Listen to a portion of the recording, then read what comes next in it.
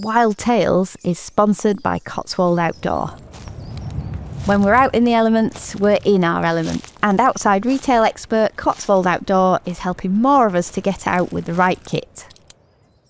Thanks also to their support, the National Trust is helping walking communities to access the UK's outside spaces.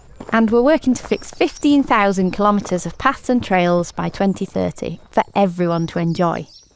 Find your element with Cotswold Outdoor. It's got to work. What if it doesn't work? The easiest option and cheapest option would have just been to abandon it and allow it to do what it wants to do. And it would have gradually just scrubbed up. But it would only have been important for 2 brief periods of the time during migration, or small numbers of breeding birds that are already breeding birds in this country. And worse than that, nobody would see them. Today we're answering an age-old question. How do you turn a golf course into a thriving wetland? In a world where droughts are becoming ever more frequent, is it as simple as adding water? I'm Ranger Rosie Holdsworth, and in this episode, Lincolnshire local and ranger in one of our oldest wetlands, Ajay Tegala, is tracking Sandilands over its first year to find out. Welcome to Wild Tales, Golf Course to Nature Reserve.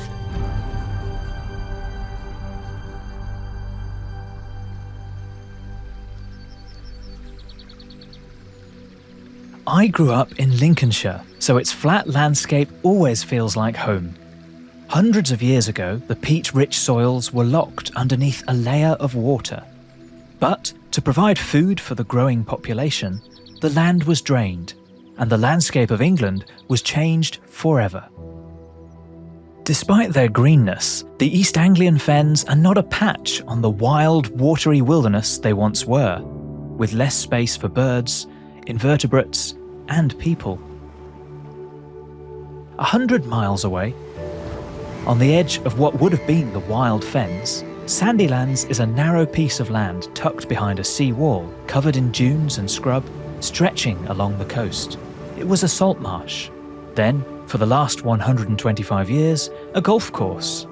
But now, a massive £7 million project is underway to transform its manicured lawns into a thriving space for nature and for people. Can Sandilands be a vision for a better and slightly wetter future? I've lived in Lincolnshire for most of my life. We're really lucky that we live in a village where we have access to be able to walk alongside agricultural fields on a daily basis with our dog. But actually, being really close to nature is really difficult to find. So when we actually can get into nature, it's a real joy to be able to see skylarks and birds that my children have never been able to see before. It means quite a lot to us. Kirsty James is the general manager for Sandilands and one of the first people to get stuck in on site. Just a few weeks before we arrived, the diggers broke ground to begin the transformation to a wetland. It's a huge moment for the team. The planning, the dreaming, and the moments when it nearly all fell through have culminated in the start of the earth turning over. We are currently walking from the north side and we're walking towards one of the only existing sand dunes on the site. It used to be teeing point, so where golfers used to tee off over Boygriff Basin. And when we get to the top of this sand dune, you'll have amazing views across to the sea, across to the Lincolnshire wolds that we can see in the distance, and you'll be able to see all the way to Chapel St Leonard, so you'll get a really good overview of the entire site. As we walk, Kirsty tells us about the community that surrounds Sandilands and the huge part they've played already. Undertaking work on this scale requires everyone to be invested. The community that has shown patience and love for the project and for the nature that could one day thrive here. It's been incredible, really just understanding what it is that people want. I think that's one of the things that I've learned the most about, actually how difficult it is for so many people to access nature. There's a local resident that lives close to us, and anything that I do, I always think about him. So he's a wheelchair user, and I see him regularly going up and down the seawall. And I always think, if I was going to do something, or I'm looking at paths or path structures, how would he use it? So it was really interesting in just understanding how all of these jigsaw pieces sort of come together so that we all can live and flourish and thrive as a natural habitat. The plans for Sandilands are ambitious. Creating not just a place for nature, but somewhere for people to access is no small task. It has taken years of hard work. When Kirsty first came on site, the long stretch of manicured grass was just beginning to grow its first wild flowers, and the wetlands felt so far out of reach. But now, finally, it's starting to feel possible. I remember sitting up at the visitor area outside the cabin and feeling quite emotional that actually we'd got there, we'd done it. It's been such an amazing journey, and a journey doesn't come without peaks and troughs. But yeah, we've come through it, and it's going to be a fantastic thing for so many more people than what I think we give it credit for. I can't wait to see it completed. Yeah. We approach a sand dune, standing out amongst the otherwise flat landscape. Kirsty takes us up the dune. The sea unfurls before us, and we get the first glimpse of what will be the wetland. Diggers crawl around the site, and the bare earth brims with potential. This is my favourite space. I think stood on this sand dune makes you feel like you are a really small part of nature. And actually where we're stood is going to be turned into a space where people can sit. So there's going to be some circular seating here, so you'll get 360 degree views. Seating may seem like something so simple, but a place to enjoy nature can transform someone's experience, making it possible for them to access and immerse themselves in it. While it's taken a huge team to take this project to where it is now, there is one man who arguably is responsible for the vision of the wetland. Working with Carl has been amazing. So he's lived, breathed, and this project and the partnership for over 20 years. So this is his legacy really. When it was just a few of us, a really small group of people that were sort of starting to think about the vision and what this would look like, got his crayons out and just drew it on a map, and that was the start of the vision for the wetlands. It was just amazing. And we've used that all the way through. My name's Carl Hawke, I'm the Nature Conservation Advisor, and I'm really excited that we are now well underway and things are really beginning to take off here. Humans seem to be drawn towards water, don't they? Whether it's a straw wire river or living on a riverboat. And they seem to have a particular wildlife that associates with them that is just completely different to dry land, terrestrial wildlife communities. And that diversity that you get because you have two worlds that do intertwine at the surface.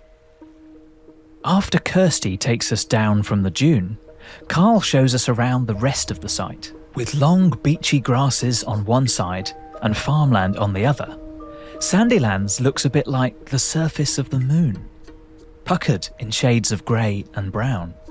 But there is something special about this stretch of coastline, and it's not just the water that's starting to collect in the clay-lined pools.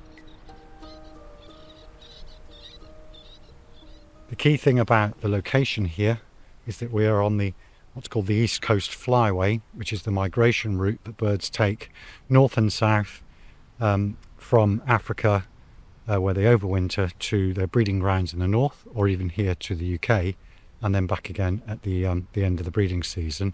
And it's a really important area for stopping over, resting and refuelling before they continue their journey. So I walked the site a few times to try and get a feel for what I thought the potential was and what we could do here. And in being in Lincolnshire, being on the coast, it quite quickly became apparent to me that we could do something really interesting around creating some wetlands, where there are little patches along this coast, but the tiny little fragments. It was obvious that the site was under-drained, so it was actively drained to keep it dry enough for them to play golf.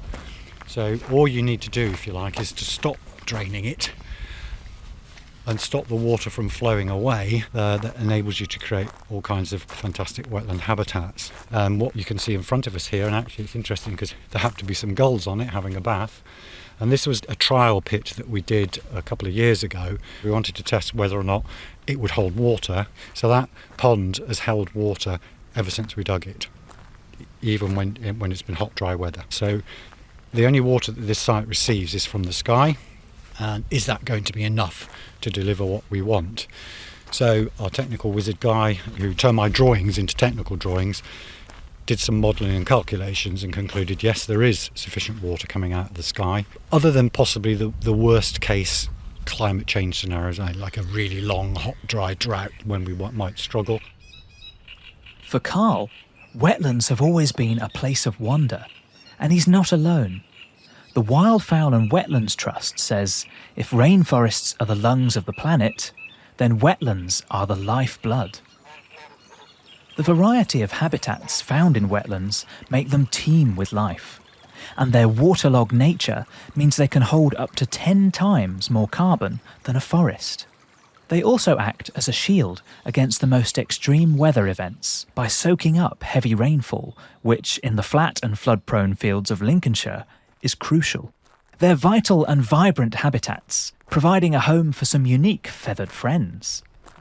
Going to be for certain breeding birds, so the reed beds will hopefully support birds like breeding bittern and bearded tit and marsh harriers. And then the open water with islands that will support, we hope again, breeding avocet, lapwing. And then in the migration periods, you get migrating wading birds that are passing through, and duck. And like I said, it's the stopping off place for them to rest and refuel. And so we're providing them with a well-stocked larder in order to do that. Carl's vision for Sandilands is reed-filled pools with the pee-wit cry of the lapwings, the swoop of an avocet's curled bill across the water, and the booming call of bitterns, a place of safety for the birds that once thrived here. But Sandilands isn't about recreating something from the past. It's about making something new to serve the people and wildlife that need it so desperately today. As we reach the diggers that are creating pools of varying depths to support a plethora of species, Carl tells us what he imagines for the future. So my hope is that once the reed develops and it becomes an established reed bed, people will be able to sit in that area and look out, and they'll be able to watch bitterns and bearded tits doing their thing. So there's 4 diggers, 2 bulldozers and 2 dumpers on site. It's just elation because it's been so long in the coming. It's been quite tough pulling all this together, but we're finally there. And also for me, I was kind of beginning to feel time was possibly running out because I retire in just over a year's time. As if we don't get on with it soon, I'll be gone. I feel a bit of ownership and responsibility for this one, I suppose, because it's probably only really happening because of me. So it better work.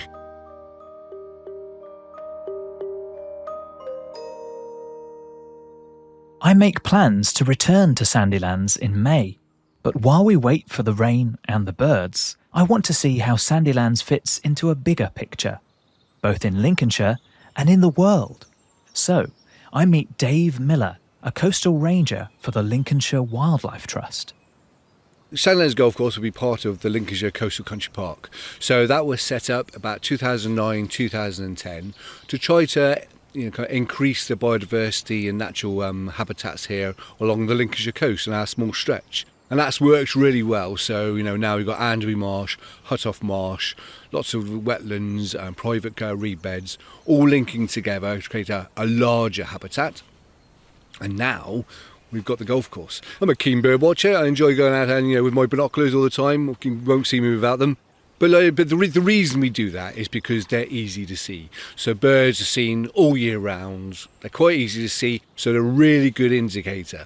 So if you've got a dry field and there's no birds on it whatsoever, except for maybe a couple of starlings, and then you wet it and you've got all of a sudden hundreds of lapwings coming in or geese coming in or duck coming in, you've done something and you can tell immediately. So you can see the birds easily. Birds tell us so much about what is going on underneath the surface of the water, but they also tell us about the health of the planet, and our wetlands are a tiny piece of the picture. We've got to be careful not to look at ourselves in isolation. It's not just kind of what we're doing. It's kind of we're adding to what's either already there or, unfortunately, what is being lost elsewhere a lot of the time. We're creating extra habitats. There's opportunities. We can still see more we can do. And that's what excites me. We're really adding to the biodiversity of Britain, not just Lincolnshire, but of Britain. Months pass, and we wait for water. Without it, the reeds won't establish, the grass won't grow, and the wetland pools will be little more than a dream. As the frosty nights turn balmy, the wetlands hold their breath for rain, and keep holding. February is one of the driest on record. March is absent of its icy sprinkles. The April showers don't arrive. When we return to Sandilands in early May, to be honest, I don't know what we'll talk about. Without the rain, the moonscape of mud and sand won't be any greener. Without the water, the birds won't arrive.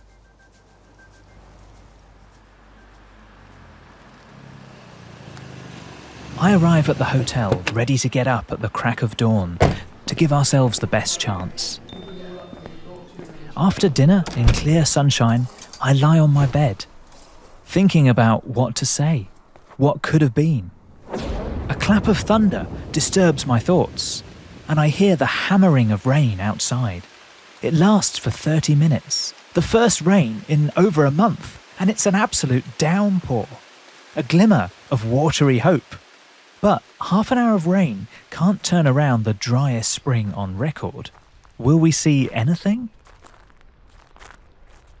So it's early morning and we've come to the edge of Sandilands. There's still construction going on, and then there's lots of earthworks, lots of bare soil, water, grass coming through. So we're looking at one of the ponds here. There's a tiny bit of water in the bottom, not a huge amount. What could this have looked like if we'd not had such a dry spring?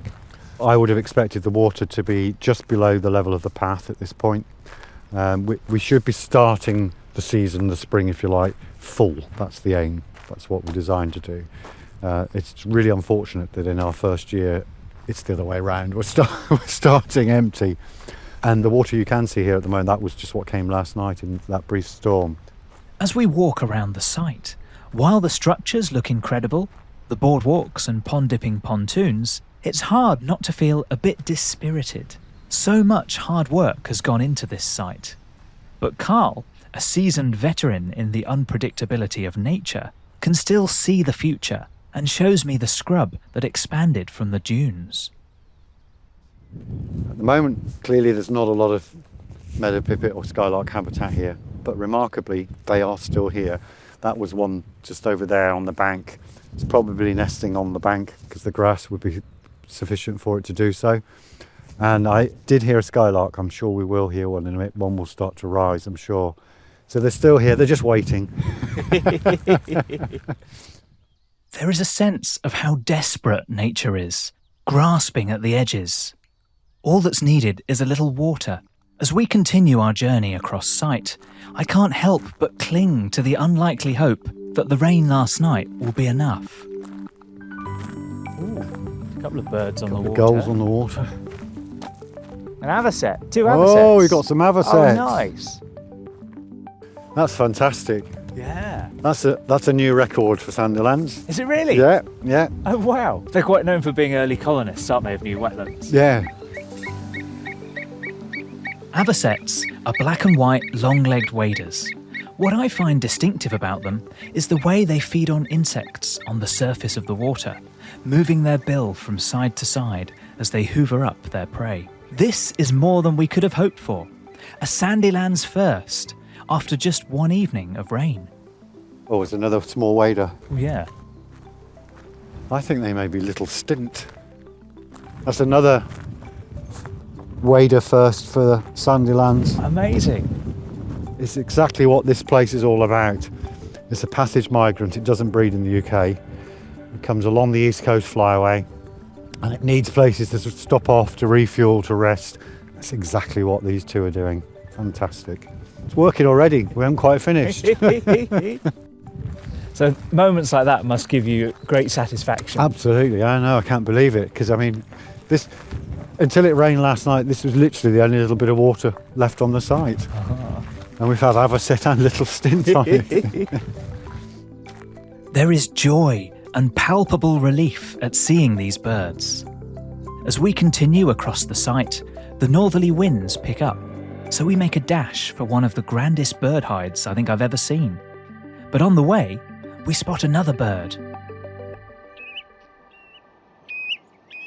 A ringed plover, yet another Sandilands first. 3 new species. Three waders, that's fantastic. We picked a good time to come out, despite the weather. We make it to the hide, freezing and jubilant. The avocets we saw earlier have plopped themselves into the pond in front of us. So Carl, it's been a real privilege to see lots of different birds arriving even before the work's finished. I know. It's just quite remarkable. When I was coming over here last night, ready for this morning, I thought, what am I going to talk about? There's going to be nothing to see. And nature proved me wrong again. It's been a good bird watching morning. Yeah, it has. A fantastic morning. Let's hope there's going to be more rain now, and more water will fill up. And what we should be looking at over here isn't just a couple of pools. It should actually be a wetland, and it should be heaving with wildlife. There should be black-headed gulls nesting on there with terns and spoonbills and avocets and stuff like that, he said, dreaming. But that will happen eventually. Give it another year or two. Before I leave, I have one more person to see. Kirsty once again takes me up the site's only sand dune to show me its new form.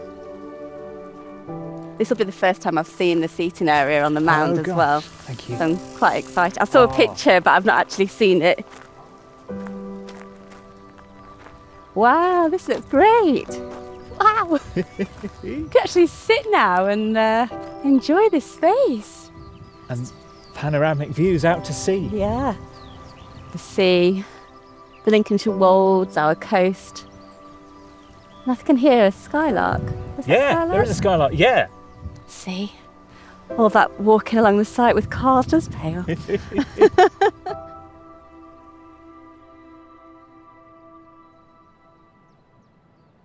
How are you feeling seeing it all? Quite overwhelmed, actually. Yeah.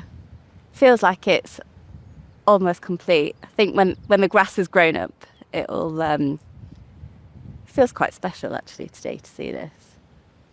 But now we're here and I just can't believe it's happened. Feels like all that time and effort and energy is well and truly worth it. And we can hear the birds around us and I think I could sit here for hours. Yeah. I've got a young family and actually seeing nature is really difficult. You know, you walk along field edges and things like that. There's no margins, there's no hedgerows. So actually seeing and hearing birds is a rarity. And I often walk around and think, oh, was that a skylark? Where is it? Where can I see it? Where is it? And so I recognise the noise, but it's not very frequent that you hear it. So it's quite sad actually when you do that. And so doing something like this personally means quite a lot. So you know that you're making a difference.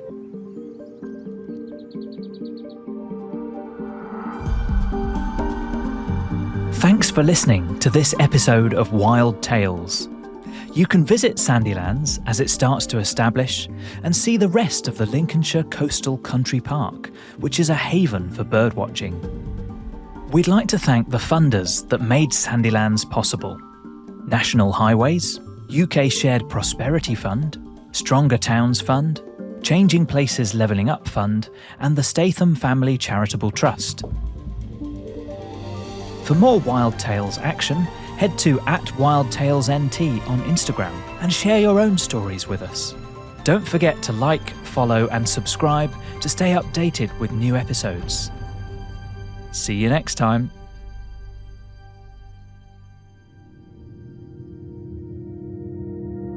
Wild Tales is sponsored by Cotswold Outdoor, your outside retailer and epic guides to adventure. Quick breathers, calming walks, or heart-pounding hikes, we feel better when we get out more.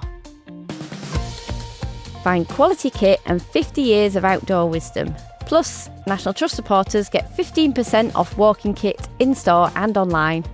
Feel in your element in the elements at cotswoldoutdoor.com.